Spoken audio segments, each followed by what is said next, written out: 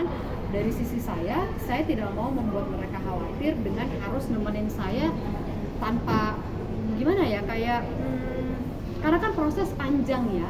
Jadi kalau misalnya saya kasih tahu dari awal, udah pasti jantung mereka tuh udah copot berkali-kali gitu. Jadi saya mau membuat jantung mereka copot at least cuma 1 kali doang yang waktu kasih tahu operasi gitu. Jadi ya udahlah gitu. Toh gue orangnya juga ya santai aja, ya nggak santai juga sih. Ya santai sih sebenarnya karena MRI sendiri, ke dokter sendiri, USG sendiri, semua sendiri gitu. Jadi ya udahlah, emang harus dijalanin, nggak usah dibikin beban, jalanin.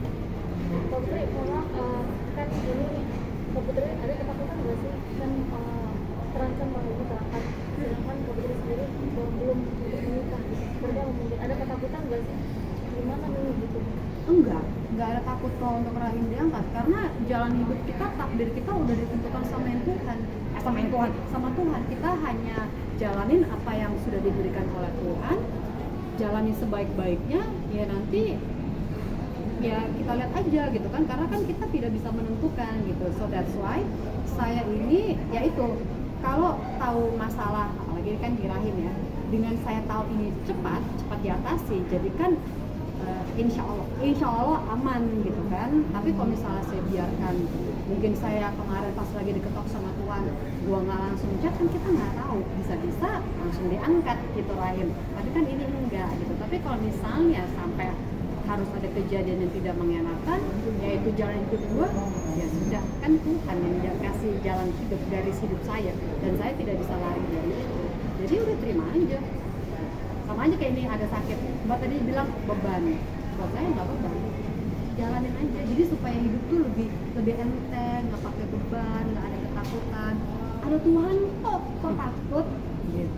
Nah mungkin setelah kejadian, maksudnya tumor ini juga mungkin membuat Kak Putri lebih bijak lagi, maksudnya lebih santai lagi, lebih tenang lagi, mungkin lebih memberikan segala sesuatu tuh ke Tuhan gitu ya Kak? Oh betul, karena waktu awal kemarin saya tahu ada ini, jujur gue tuh ibarat kalau ada teman bilang gini, lu tuh kayak bebek yang lagi di air gitu kan. Jadi di atas permukaan air tenang, tapi di bawah akhirnya panik. Itulah gue gitu kan, karena waktu begitu tahu ada lung, walaupun gue tenang, udah tahu solusinya mau ngapain, tapi migran gokil sampai akhirnya oke, gue mau nge-wine dulu, jangan ganggu gue, jangan judge me, gue mau minum gitu kan. Tapi abis itu langsung next, setelah itu kan udah minum, udah nge-wine, tapi nggak berarti migran gue hilang atau masalah itu hilang ya kan. Nah jadi disitulah ada salah satu teman yang dia bilang dengan caranya dia ya, cuman untuk bahasa gue, lu tuh ya harusnya kalau ada masalah begini itu jangan minum atau lu jangan lari dengan cara lu kan adalah wine, tapi kan ada orang mungkin dengan cara yang lain yang negatif gitu kan. Lo harusnya kalau ada masalah seperti ini itu jangan lari yang negatif, malah justru lo mengucapkan syukur sama Tuhan karena lu diketok sekarang, lu masih stage awal gitu. Jadi pas di saat dia ngomong gitu gue kayak oh iya juga ya. Nah jadi setelah itu dan ada kejadian ini, jadi membuat saya selalu berusaha untuk mengubah cara pikir gitu. Karena dengan kita berpikir positif itu lebih bagus daripada berubah. Kalau sekarang minum ramuan atau ada herbal segala macamnya nggak sih? Kita lagi di rumah sakit, banyak dokter, jangan ngomong herbal. Tapi kemudian ini dong, maksudnya kalau orang tua dulu kan biasa ini yang pelan-pelan aja. Nah, jadi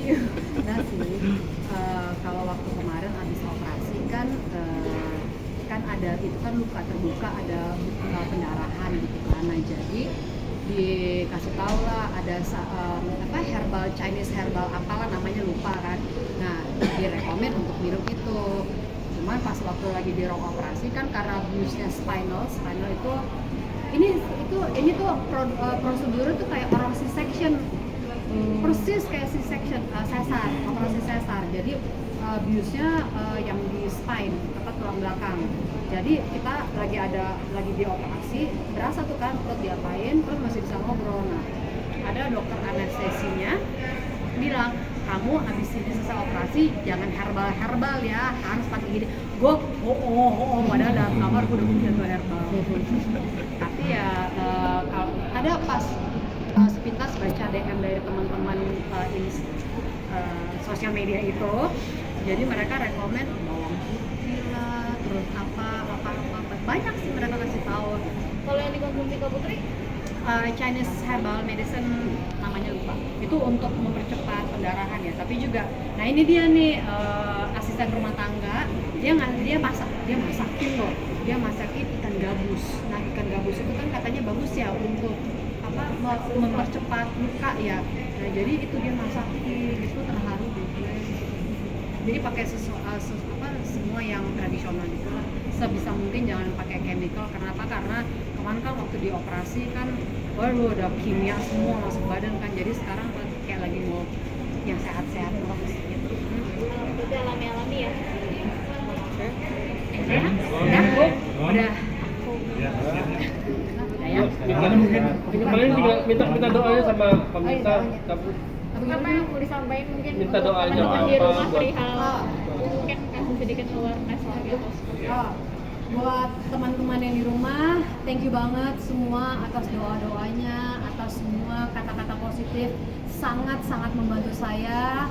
Tapi saya di sini juga mau berterima kasih bukan hanya kepada teman-teman yang memberikan kata-kata positif, tapi saya juga mau berterima kasih kepada semua hater saya, karena mereka bisa memberikan kata-kata yang justru dengan kata-kata mereka itu membuat saya menjadi lebih berterima kasih dan bersyukur kepada Tuhan dengan kata-kata kalian yang ya standar haters. Jadi untuk semuanya baik yang memberikan kata-kata negatif ataupun positif, terima kasih semua. Dan juga saya di sini tidak lupa untuk mengucapkan untuk mengingatkan, jangan lupa selalu early detection, jangan takut.